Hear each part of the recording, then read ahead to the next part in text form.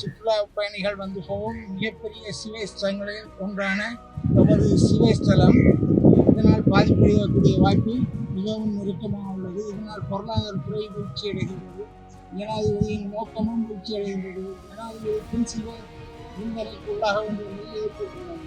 இதனை கடந்த வாரம் நமது கோயில் அமைந்துள்ள கிராம சேவர் மூலம் அறிய கிடைத்தது. அமைப்பதற்கு தங்களுக்கு உதவுமாறு.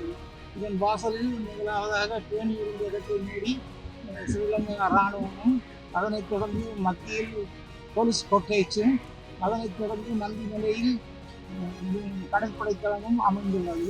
இந்த நிலையில் ஆகாயப்படைத்தளத்துக்கும் இடத்தை கொடுத்தால் நமது நிலம் எங்கே என்று நாம் சிந்திக்க வேண்டிய நிலைக்கு தள்ளப்படுகின்றோம்.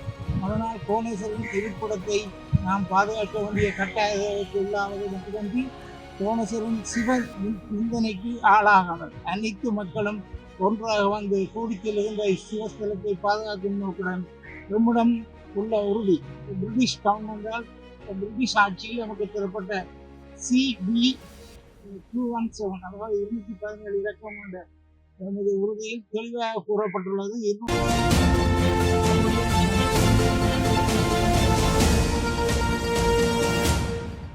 எனது பெயர் சித்தி விநாயகம் ஜெய்சங்கர்.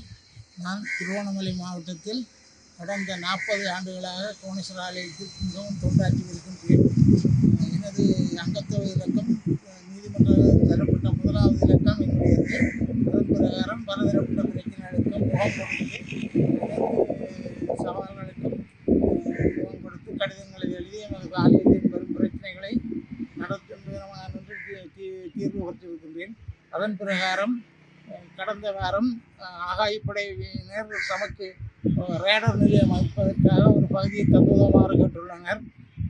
சுற்றுலா பயணிகள் வந்து போகும் மிகப்பெரிய சிவஸ்தலங்களில் ஒன்றான நமது சிவஸ்தலம் இதனால் பாதிப்படையக்கூடிய வாய்ப்பு மிகவும் நெருக்கமாக உள்ளது. இதனால் பொருளாதாரத்துறை வீழ்ச்சி அடைகின்றது. ஜனாதிபதியின் நோக்கமும் வீழ்ச்சி அடைகின்றது. ஜனாதிபதிக்கும் சிவ நிந்தனைக்கு உள்ளாக வேண்டிய நிலை ஏற்பட்டுள்ளது. இதனை கடந்த வாரம் நமது கோயில் அமைந்துள்ள கிராம சேவர் மூலம் அறிய கிடைத்தது. நமக்கு ரேடர் நிலையம் அமைப்பதற்கு விமானப்படையினர் தங்களுக்கு உதவுமாறு கோரியது.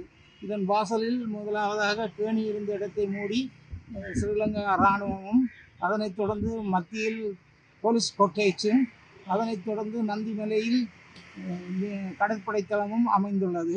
இந்த நிலையில் ஆகாயப்படைத்தளத்துக்கும் இடத்தை கொடுத்தால் நமது நிலம் எங்கே என்று நாம் சிந்திக்க வேண்டிய நிலைக்கு தள்ளப்படுகின்றோம்.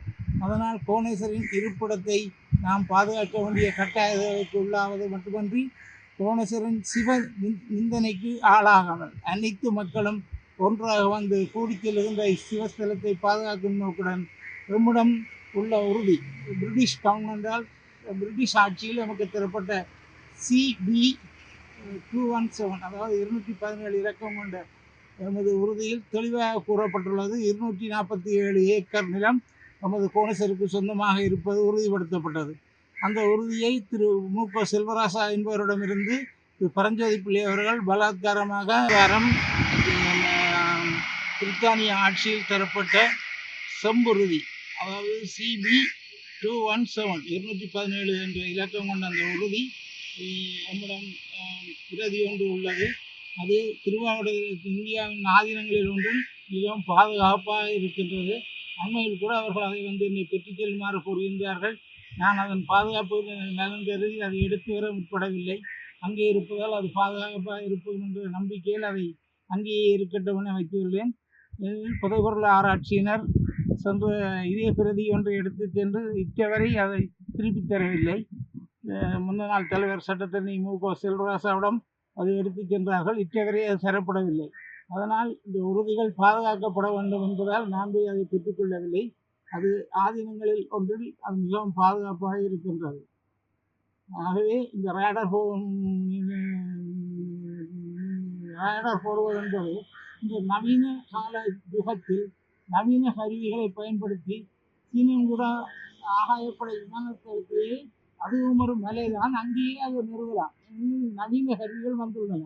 ஆகவே அந்த ரேடர் என்ற பெயரில் திருவண்ணாமலை கோணேஸ்வரர் ஆலயத்தை படையினர் சூழ்வது நாட்டுக்கோ நாட்டு மக்களுக்கோ உகந்ததில்லை. முதலில் பாதிக்கப்படுவது உல்லாச பயணத்துறை, அதாவது உல்லாச பிரயாணிகள் நிறைய வருகிறார்கள்.